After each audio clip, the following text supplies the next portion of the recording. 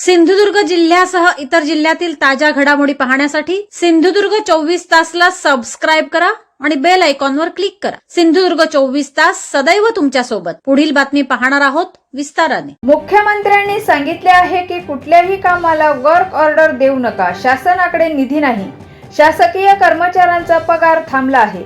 असं असताना वारेमाप आश्वासने दिली जात आहेत आणि खरं तर आज मुख्यमंत्र्यांनी सांगितले आहे की खरेदी सुद्धा करू नका, आरोग्याची खरेदी वगळून कुठलीही खरेदी करू नका असे पत्र मुख्यमंत्री कार्यालयाकडून आलेले आहे। असं असताना हा रस्ता करू, तो रस्ता करू, हे ब्रिज करू अशी खोटी आश्वासने देण्याचे काम हे सत्ताधारी मंत्री आणि इथले आमदार करत आहेत, अशी टीका माजी आमदार वैभव नाईक यांनी सत्ताधाऱ्यांवर केली। सिंधुदुर्ग जिल्हा परिषदेची निवडणूक परवा होत आहे। या निवडणुकीमध्ये सत्ताधारी असलेल्या पक्षाला आज वेगवेगळी खोटी आश्वासनं द्यावी लागत आहेत। या विभागाचे खासदार, आमदार, पालकमंत्री हे महायुती सरकारमध्ये आहेत, तरी पण या जिल्ह्यामध्ये विकास काम झालेली वस्तुस्थिती आहे। म्हणून अनेक ठिकाणी आज पण खडी टाकली जाते, आज पण रस्ता केल्याचं आश्वासन दिलं जातं। नाबार्ड सारखा एक प्रोग्राम जो अजून मंजूर व्हायचा आहे।